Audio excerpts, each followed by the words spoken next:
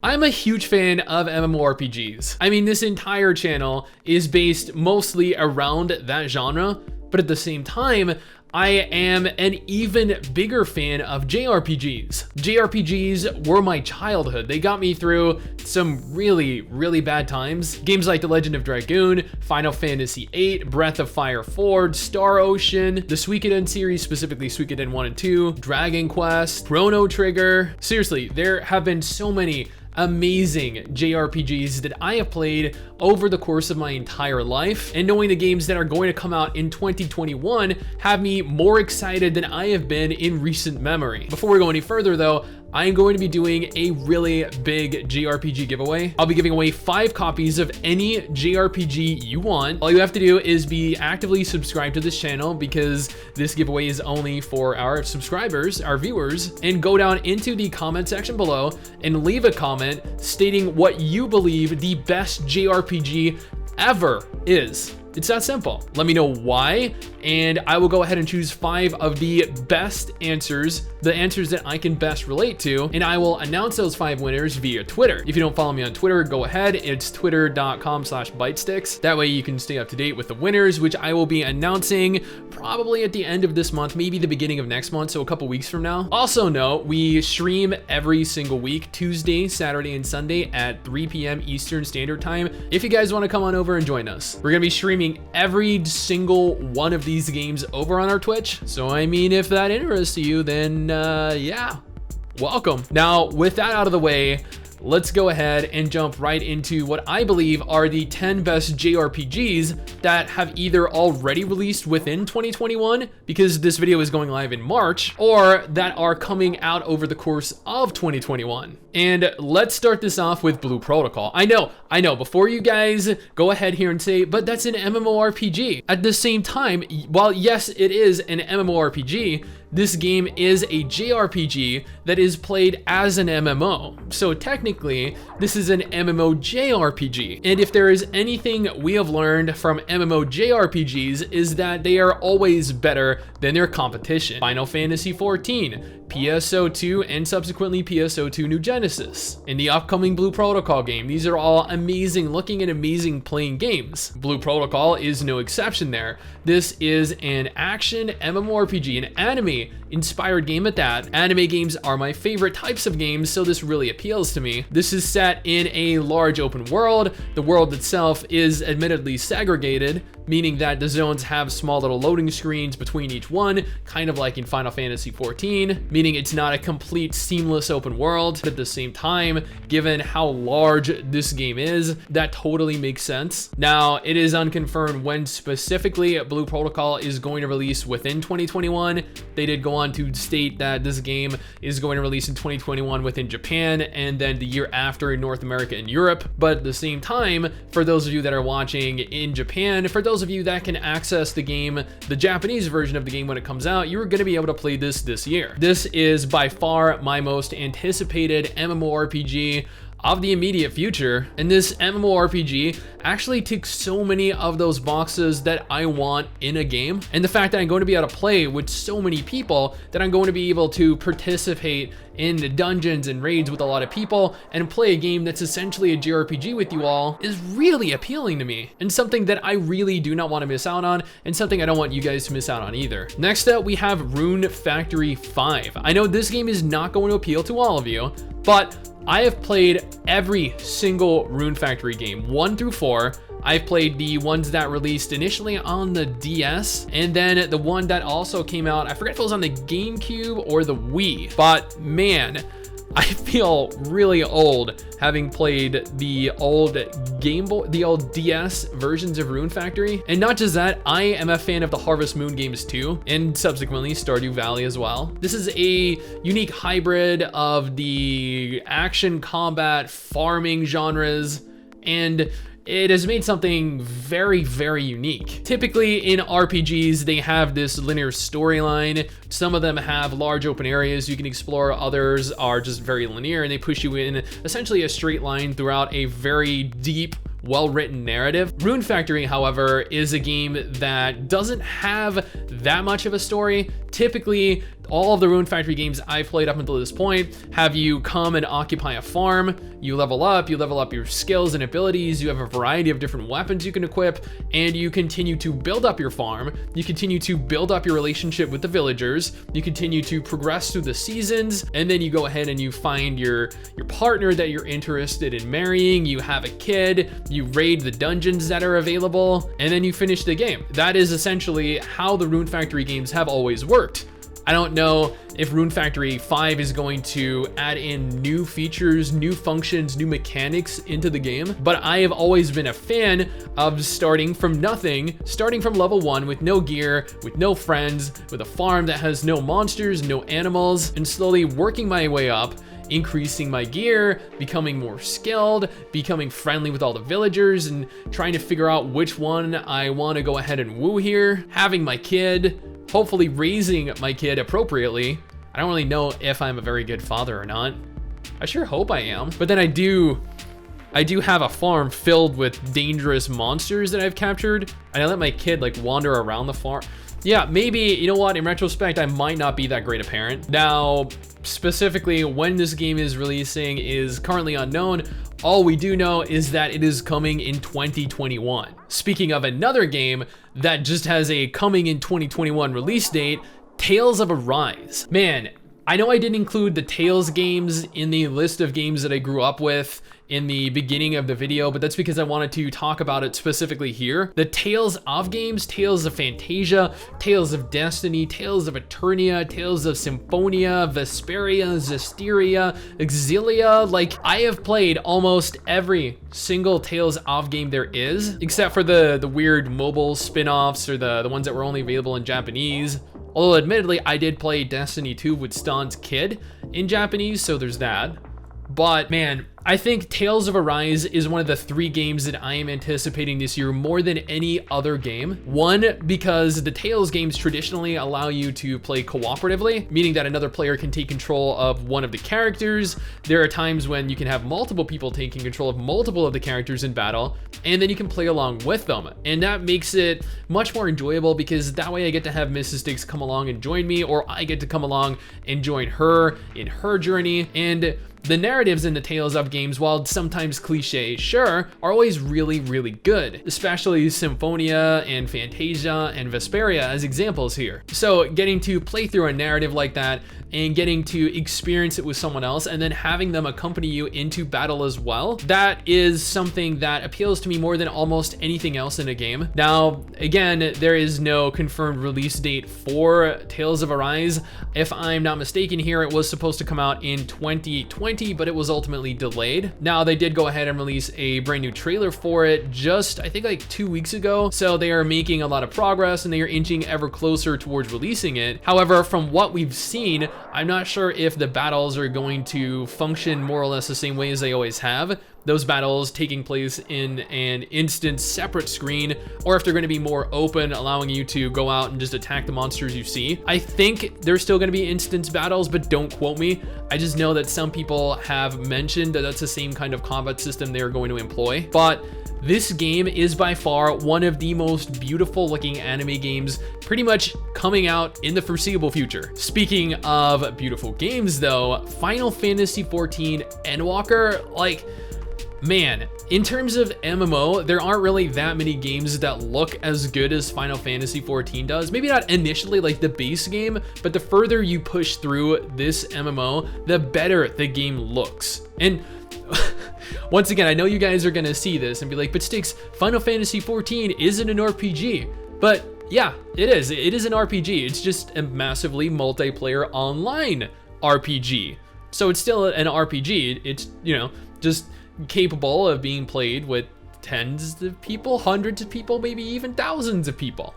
And that is perfectly okay. It's just like having an online RPG as opposed to an offline RPG. Now, I am a fan of all of the Final Fantasy games. I would have loved to have included Final Fantasy 16 in this list, but I can guarantee you guys Final Fantasy 16 is not coming out this year. I would love for it to, but it is just not. Maybe next year if everything goes according to plan, sure. Now, Final Fantasy 14 is probably going to have so much more story across the base game, Heaven's Word, Stormblood, Shadowbringers, and then the upcoming Endwalker expansion expansion than almost any other game, period. So if you're looking for a game that you can waste, I don't know, like upwards of 1,000 hours into, then this might be the game you're looking for. Again, however, this is an MMO, and things like dungeons and raids do require a party, so you are going to be required to play with other people. And if you're like me, you're antisocial, then that might not really be all that appealing to you. And if that is not appealing to you, then this very well might be. Nier Replicant, and I'm not gonna go ahead here and list all of the numbers associated with this game, but I will state that it is essentially called version 1.22. I have done 2 different videos on this. They have released 2 separate trailers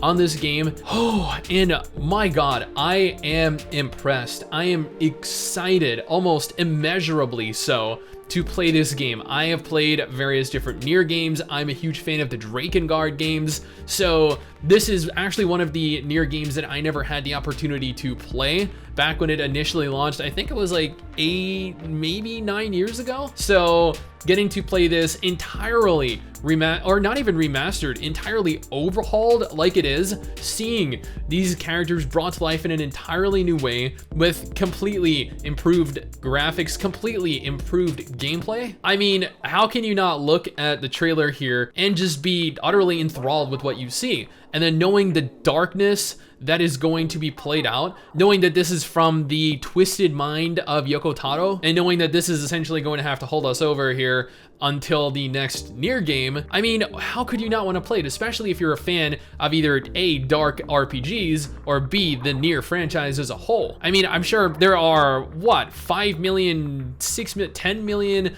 people that have played Nier Automata legally? Not to mention all of the potential millions of players that went about it in a more questionable manner. There are so many people that played this game. There are so many people that are going to enjoy this one as well. At least I hope they will, because this is the version I think that Japan originally got a decade ago. This is not the version we had gotten. This one is actually a brother and sister, where the one we got a decade ago was a father and a daughter. So this will be very interesting. Now, Scarlet Nexus. This is another game. This is one of the other few that I am really eagerly anticipating. Not only does this game look incredible, like it really does. I looked at this game and I instantly fell in love with it. I like the fact that there's more than one character to play. I like the fact that you have an entire team of essentially superpowered teenagers, which, like, you know, this is a Japanese RPG. Japanese RPGs and Japanese game developers, Japanese anime creators, like,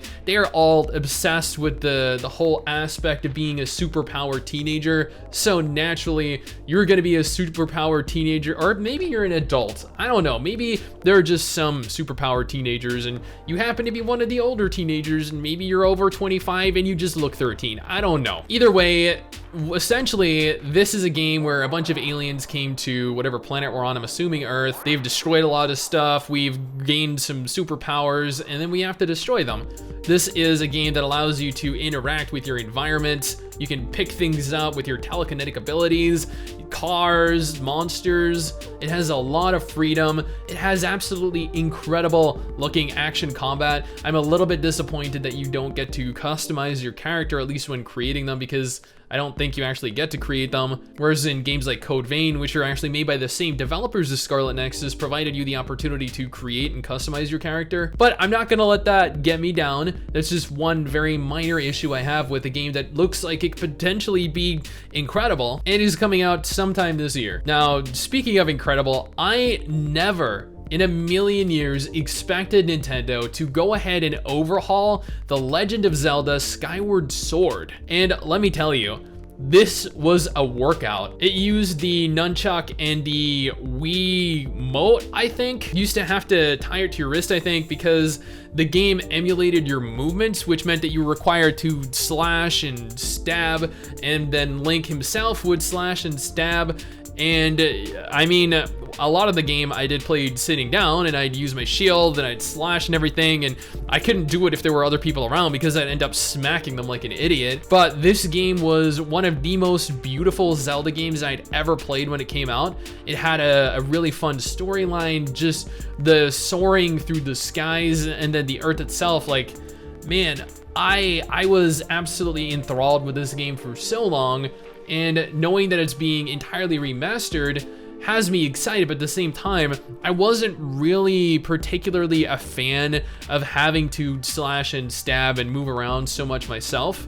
So, admittedly, I don't know how that's going to translate over to the Switch because I think it's releasing on the Switch, right? Granblue Fantasy Relink, I have covered 2 separate times on this channel. I haven't really played any of the Granblue Fantasy video games ever. I really didn't even know that this franchise was a thing until about a year ago when someone sent me the trailer and they were like, hey STIX, you have to check this out because it's coming out next year and it looks really damn good. So I went ahead, I looked at the trailer and I was like, dude, you know what? It really does. So then I went ahead and I did a video on it, but they had no release date scheduled for it back when I did my initial video. However, as of 2021, they do, or at least they have an estimate here, and that they estimate that it will be releasing sometime within 2021. I really hope it does, because graphically, aesthetically, the graphical style of the characters, the environments, the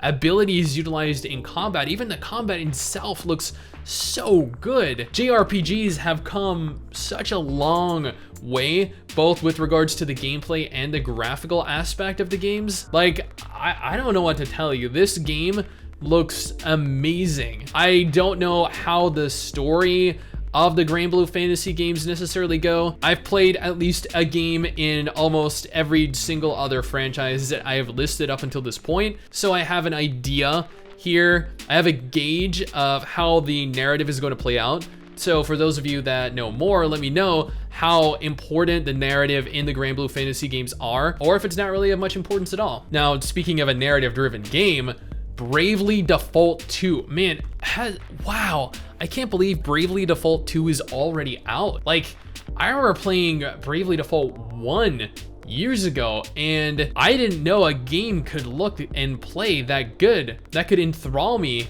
to such a degree on a handheld. It wasn't a hand, it was on the, it came out, the initial release for Bravely Default was on the DS, I think, right? But man, is this game gorgeous, or am I just crazy? Because I mean, admittedly, there are games that look a lot better than it, but this art style in specific is incredible. Now, the Bravely Default games, if I'm not mistaken here, are or were made by one of the creators of the Final Fantasy franchise, right? Because not only does this share aesthetic similarities to the Final Fantasy franchise, but it also shares story narrative related similarities and combat similarities as well. Like, everything about Bravely,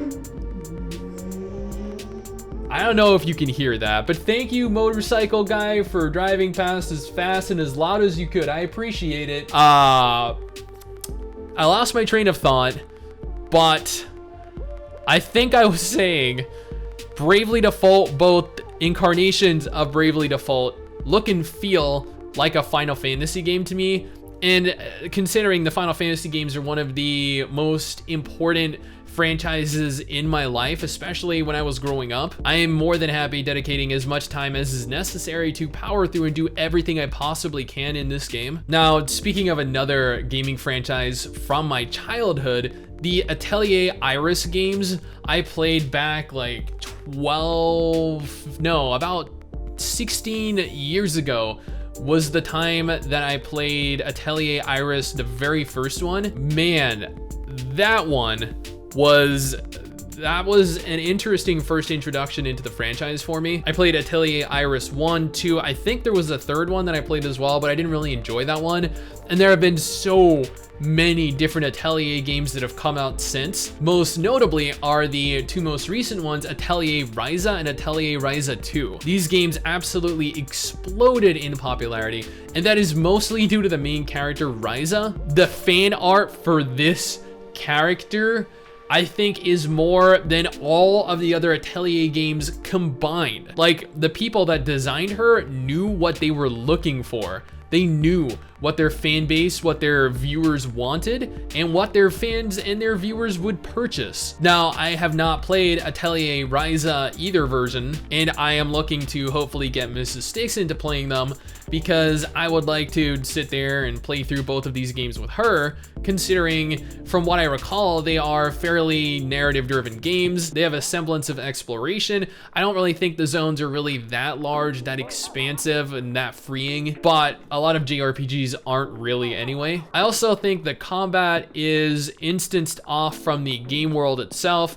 and is turn-based. I know in this day and age, action combat is the new craze, but I have and likely always will be a fan of turn-based games, especially JRPGs. Now, those are 10 JRPGs that I think are worth playing right now, or I mean, a few of those are games that are currently playable right now as of March 19th, 2021. The rest of those games are going to be coming out over the course of the year, and I can guarantee you, since each of those are gonna cost a minimum of $70, I am gonna be wasting probably $700, maybe $1,000 on these 10 games alone this year. I don't know about you guys, but I feel like that is going to be time and money well spent. Anyway, guys, that is everything I wanted to talk to you about today.